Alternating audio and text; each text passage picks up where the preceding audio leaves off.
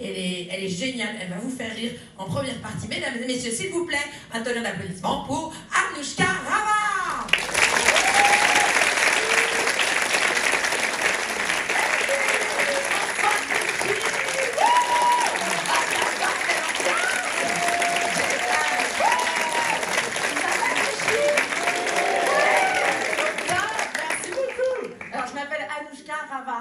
Je suis moitié française, moitié iranienne. J'ai toujours une partie qui boycotte l'autre.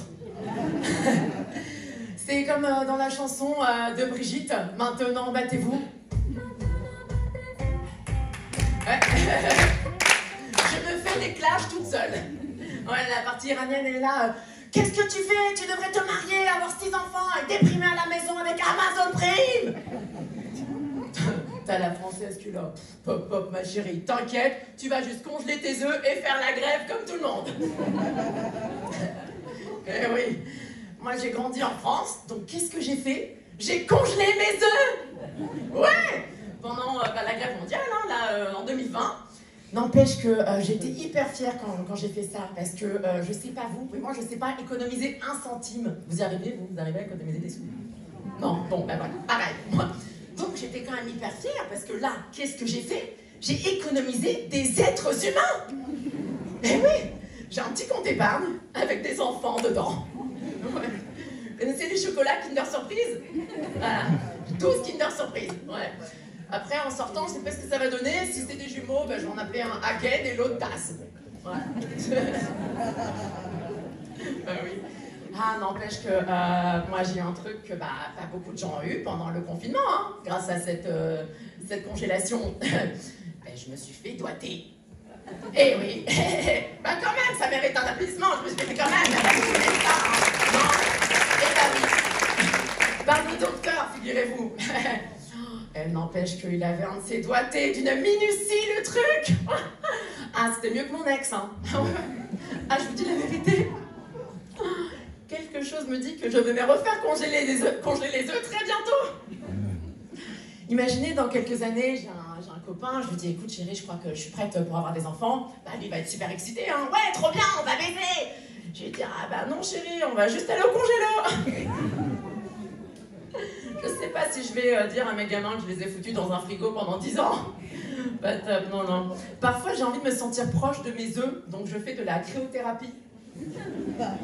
Connaissez? Oui, on est congelé comme ça dans un cubicle. C'est assez sympa. Je me dis, c'est quand même dommage qu'on puisse pas congeler notre personnalité aussi. Hein. Parce que moi, quand j'étais adolescente, qu'est-ce que j'étais intelligente! Non mais je vous dis, quand j'étais en pension, on avait des tests d'urine pour vérifier qui fumait du bédo. J'étais la seule qui fumait pas. Donc c'est là où j'ai commencé ma carrière de dealeuse. Dealeuse de bis. Eh oui! J'ai une première copine qui me fait, s'il te plaît, tu peux me sauver la vie, tu peux faire pipi pour moi. Après une deuxième copine, une troisième copine, et je dis, non mais vous m'avez pris pour la femme fontaine ou quoi là? Je veux bien, mais il va me falloir du liquide. Moi, je pensais liquide de l'eau pour faire fonctionner la vessie. Eux, ils ont pensé liquide de l'argent. Et ben, j'ai pas refusé. Je dis, c'était combien votre bédo là? 50 €? Ok, bah 60 € pour ma pisse, hein. Je les ai ruinés. J'ai créé un empire, les gars. Je l'ai appelé Niagara. Il n'y a pas de chute. En soirée, il y a des gens qui viennent me voir. C'était mon surnom. T'as pas de la puce là sur toi? Ouais, t'as besoin de combien? 20 ml, 60 ml. De ce matin ou de cet après-midi? Acide ou alcalin? Ah, j'ai toute la puce dont t'as besoin. Si vous regardez les résultats de 2005, personne ne fumait. Mais tout le monde avait la cystite. Ah, c'était sympa comme boulot, ça, j'ai bien aimé.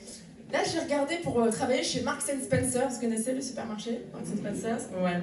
Bah, parce que j'ai vu que là-bas, ils acceptent qu'on pratique n'importe quelle religion. Devinez quoi? Je suis juive, musulmane et catholique. Je serai en vacances toute l'année, les gars. Je serai là, Ramadan, Hanouka, oh non, non, hey. Bah ouais, j'ai 3 cartes pour aller au paradis, moi. Il y en a au moins une qui va m'amener, non? Bon. J'en ai marre d'entendre parler du péché catholique, parce que moi j'ai péché dans toutes les religions. J'ai plus de 30 ans, je suis pas mariée, j'ai pas de gamin. En Iran, je suis hors la loi. Là-bas, je suis recherchée parce que j'ai pas trouvé. Ah non, mais sans délire. Et pourtant, moi je suis sur toutes les applications de rencontres. Pour les juifs, je suis sur JSwipe. Pour les musulmans, je suis sur mektoub.fr. Et pour les catholiques, je suis sur Bumble. Et le forum du Front National. Enfin, rassemblement national, parce qu'ils ne veulent pas que le front. Enfin, voilà, tout le rassemblement. Non, mais j'en ai marre, moi, de rencontrer des mecs qui servent à rien. Y a... Un autre mec me parle de crypto-monnaie, je suis prête à péter un plomb. C'est pas possible. Que crypto-monnaie, ça vous parle? C'est un enfer. Ils sont tous là à prêcher le bon Dieu de crypto. Y a un gars qui me dit t'inquiète, comme la vérité là, t'inquiète, j'ai investi dans les cryptos, je serai blindé, putain. Je dis ah ben t'inquiète pas, moi j'ai investi dans les filtres, je serai bonne plus tard. Non mais franchement, j'ai dit moi, j'ai pas le temps d'attendre que la crypto se manifeste dans 10 ans. Hein. Moi j'ai besoin de chaussures maintenant. Je vais pas mettre des pompes dans la métaverse. Non mais connaissez le métaverse, c'est un monde virtuel. Voilà. Donc non, moi c'est pas possible, j'ai besoin de quelqu'un qui gère maintenant, pas dans 10 ans. J'ai rencontré un mec génial, n'empêche. Parce que c'est très pratique. Hein. Il est daltonien. Donc, moi je lui en fais voir de toutes les couleurs. Il n'y voit que dalle. C'est pas mal, j'aime bien. Écoutez, c'est un codeur. Vous connaissez les codeurs, les ingénieurs, tout ça? Ouais. Donc moi, je voulais voir s'il arrivait à décoder ce système. Eh oui, quand même. Bon, alors je lui ai dit que c'était par reconnaissance faciale uniquement, vous savez, sur le téléphone. Bah oui, bah, pour être sûr que, bah, il aille en bas, n'est-ce pas? Bon. Ah, en fait, je lui ai même dit mieux. Je lui ai dit que c'était par double authentification. Bah, comme ça, j'avais les doigts aussi, hein. On va voir s'il s'y prend mieux que le docteur, n'est-ce pas? Il m'est arrivé un truc aussi, là. Vous savez, les hommes, ils trompent d'une manière, mais c'est tellement bête. Il est tellement idiot, le mec. Alors, je sais pas s'il y a des juifs dans la salle, hein, mais alors, il m'a sorti comme excuse qu'il était à une bar mitzvah un vendredi soir. Ça n'existe pas. C'est Shabbat le vendredi soir. Non, j'étais là, mais en fait, t'as même pas vérifié ton mytho, en fait. J'étais vexée, j'étais plus vexée qu'il me trompe qu'en fait, il a même pas vérifié si c'était possible. Je dis, mais t'as pas un ami juif qui aurait pu te dire que c'était pas possible, tu vois? Je l'ai grillé directement, quoi. Et en plus, je suis allée après sur ses emails. Et j'ai vu dans les emails qu'il a écrit à ses 8 meilleurs potes, officiellement, je suis à une bar mitzvah, officieusement, je suis juste à un bar. Et ouais, accompagné en pièce jointe d'une photo de la nana avec qui il était. Et là, je suis devenue tellement jalouse, parce que je regarde la nana, franchement, elle avait rien pour elle.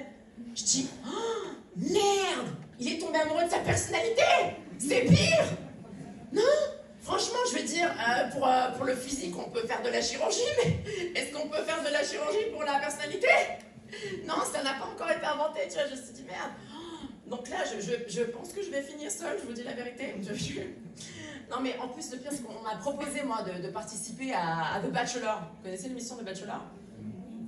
Il y a 3 mecs qui arrivent là comme ça, j'étais en train de me balader toute seule, là ils m'arrêtent et tout. Bon, moi, je suis l'habitude qu'on m'arrête à l'aéroport, d'habitude, là c'était nouveau. Bon, moi, par automatisme, j'ouvre les bras et les jambes. Et ils font, mais non, en fait, on veut juste vous demander, est-ce que vous êtes célibataire?